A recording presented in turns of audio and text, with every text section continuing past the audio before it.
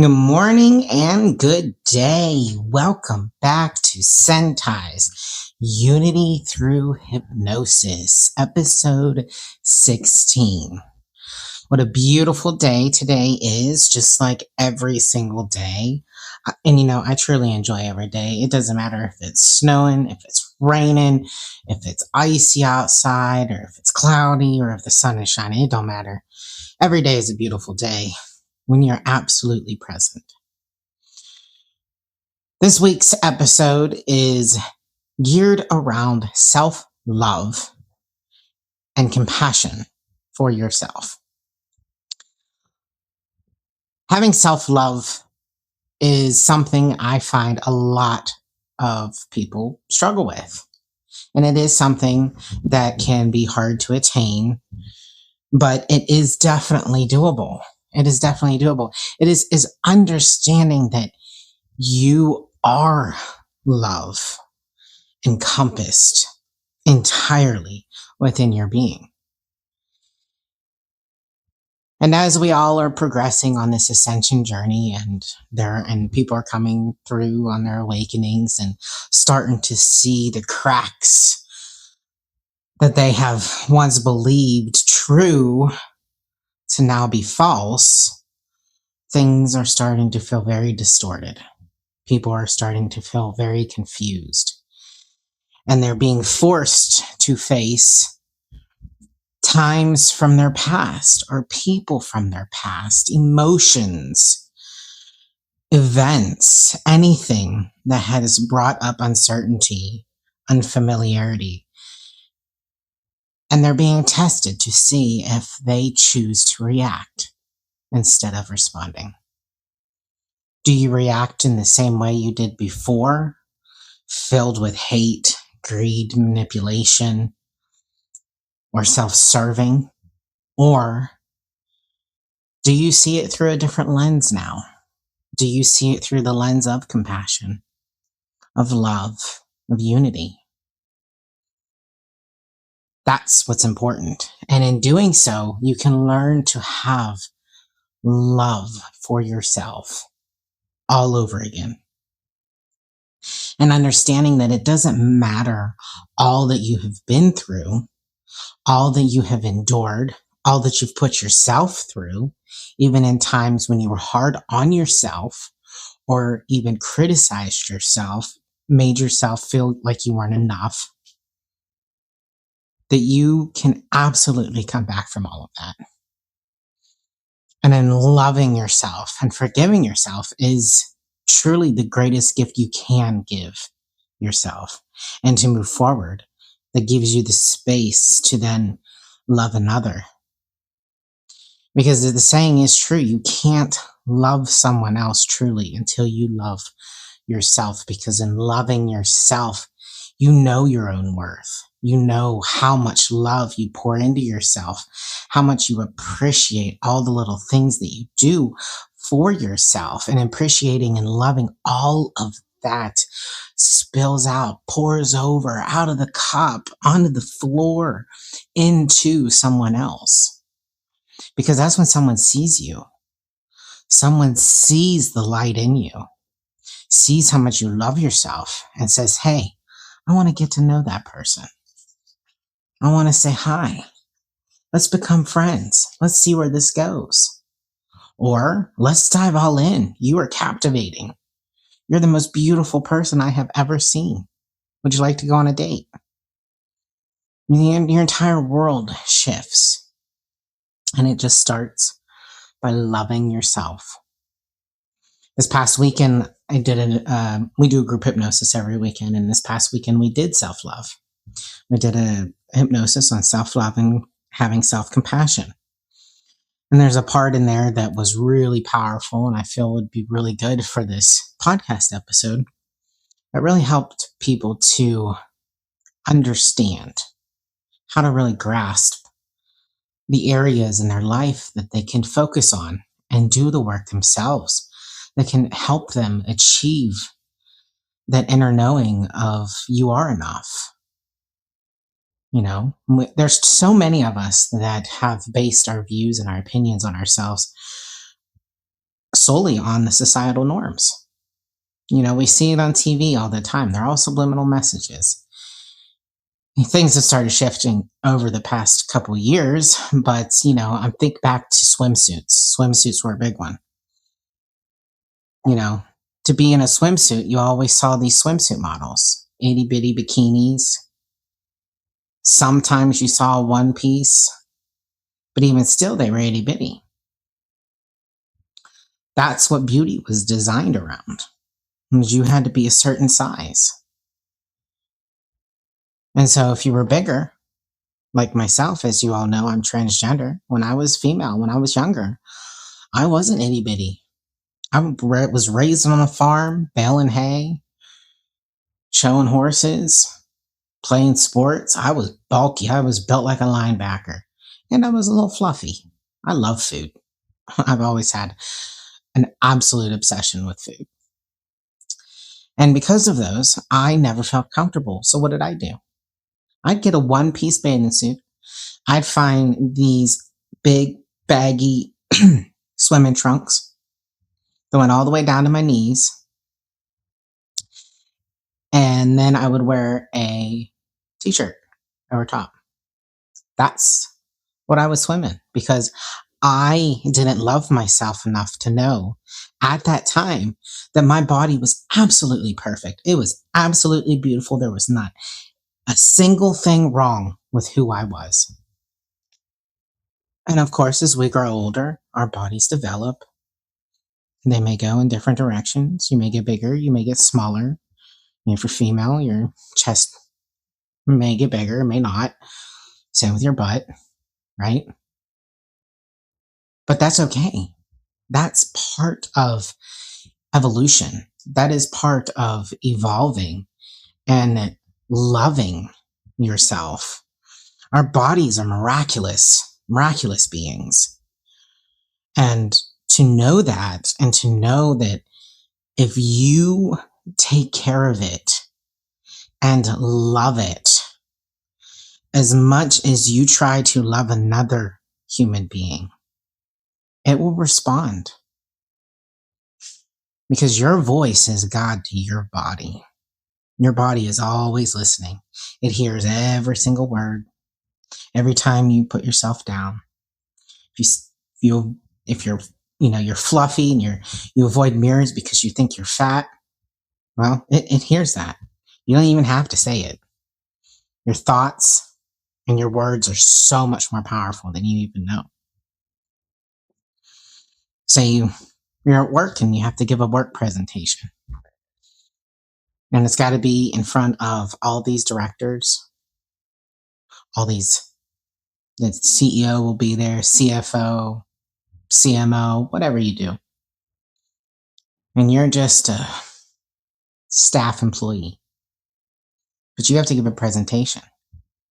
But you don't like to give presentations. You don't like to stand up in front of people. Why? Because you never felt enough.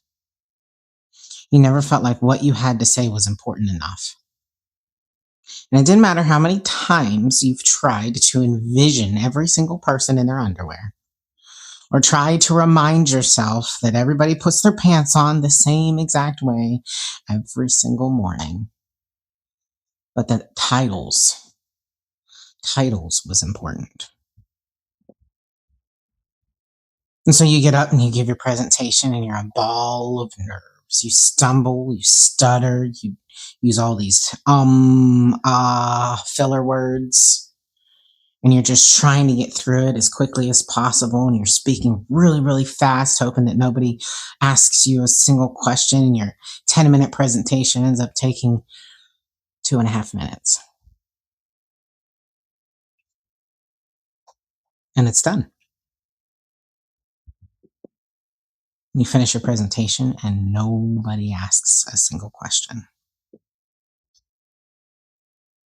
You realize in that moment,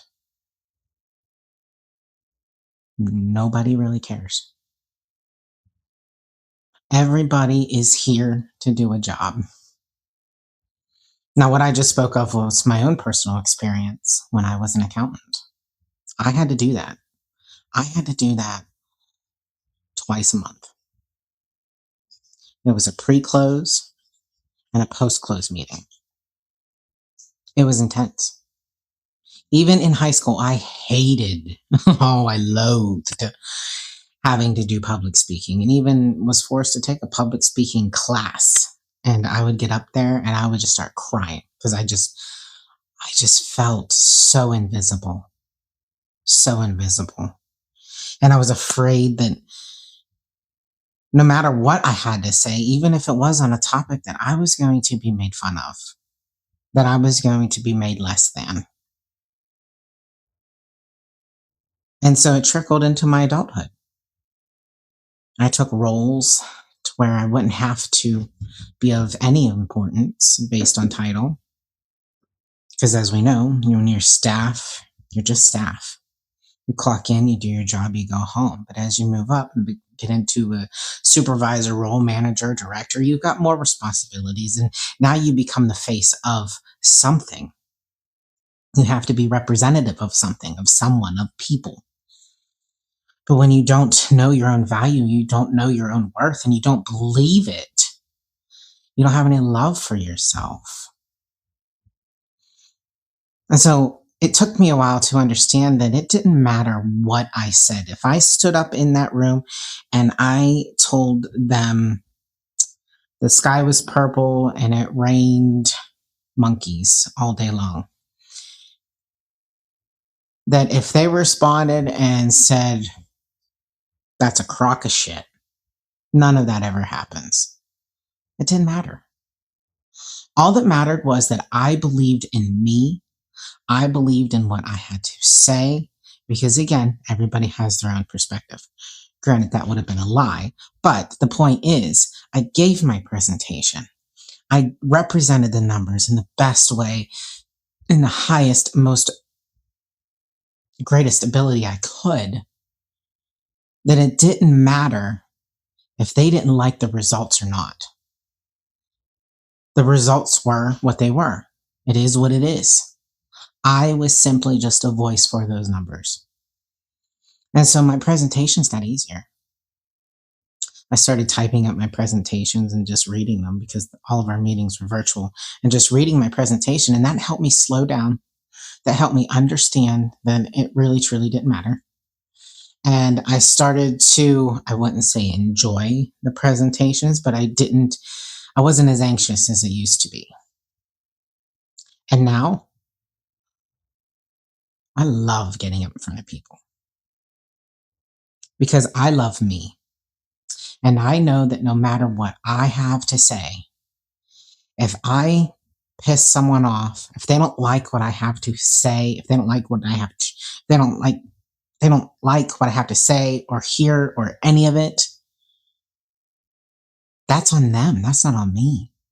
I know my worth. I know my value. I know I am enough. And when I trigger someone else, that is something for them to learn within their own body, within their own soul.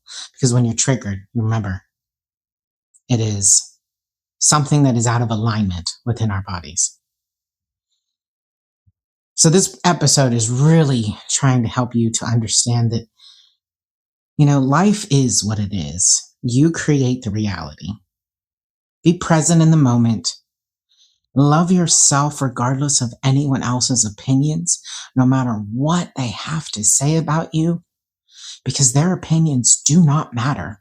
The most important opinion in a room full of people, it could be 1,000 people, the most important opinion in that room is yours.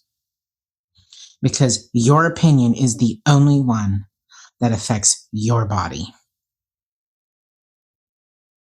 I saw a speaker hold up a pair of sunglasses one time, and he asked someone in the room, they were his sunglasses, okay?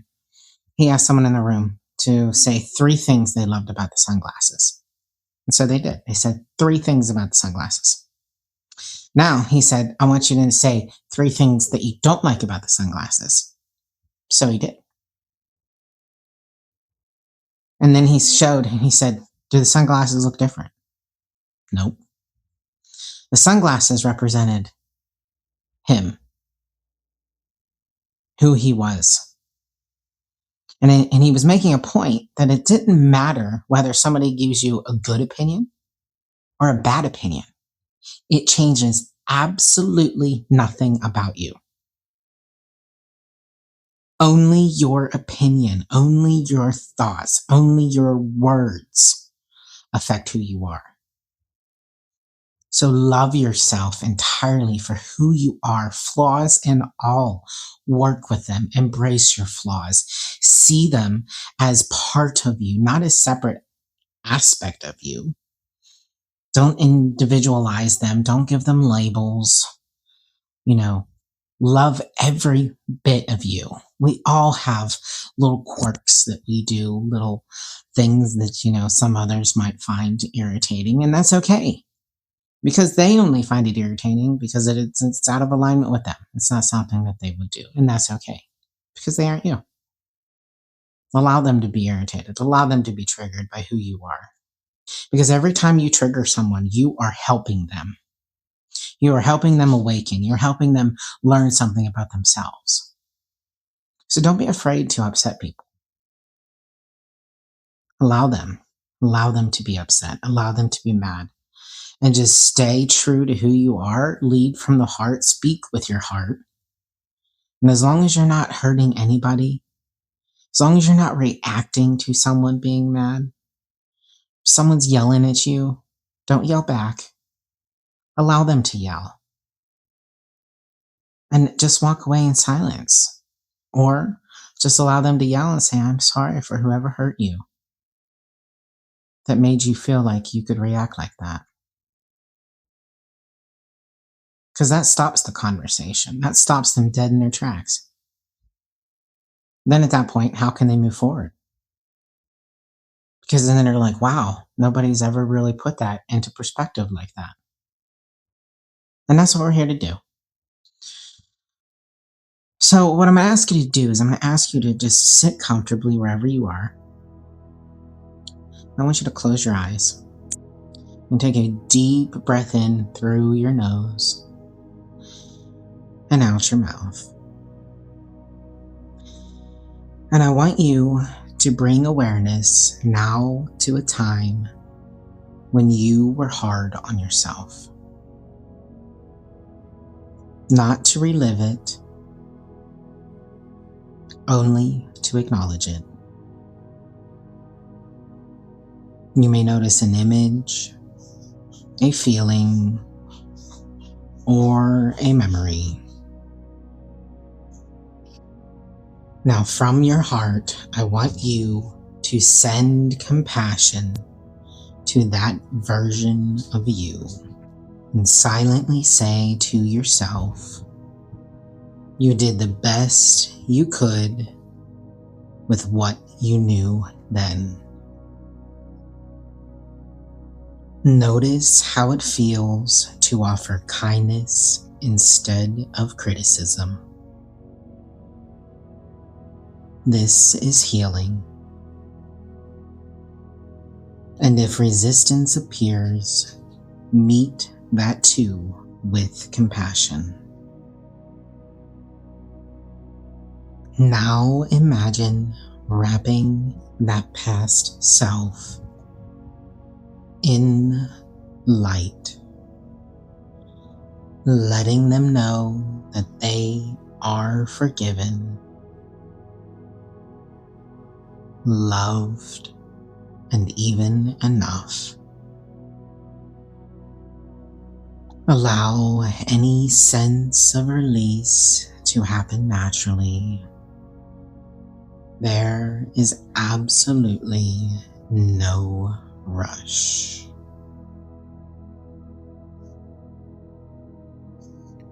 Now what I want you to do is imagine that you are standing in a peaceful place. A place that feels deeply safe. It may be in nature or somewhere entirely your own. Notice the colors, the temperature, and the sounds. In this space, you see yourself approaching, not as you are today, but as your inner self, your essence. They look at you with total understanding, no judgment, only recognition.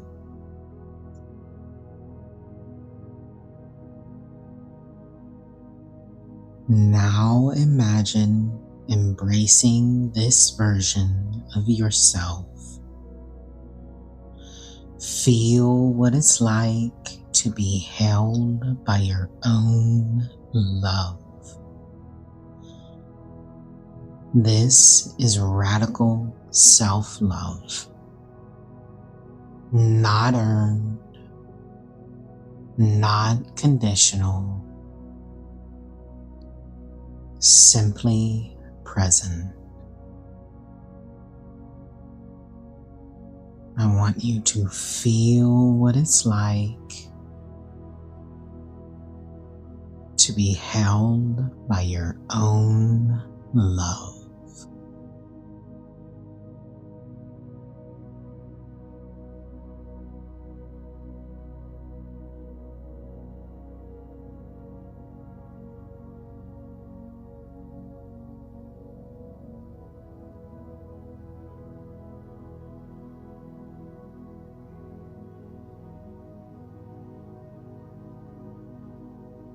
Now let this version of you merge gently back into your heart. Their wisdom, their compassion, now part of you.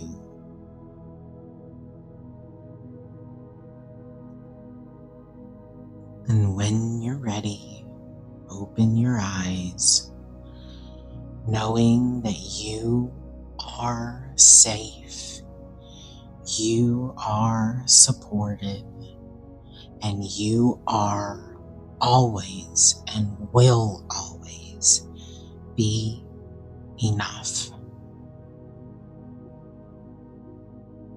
I thank you for listening, and I truly hope that each and every one of you can find the will to love yourself as much as I love you.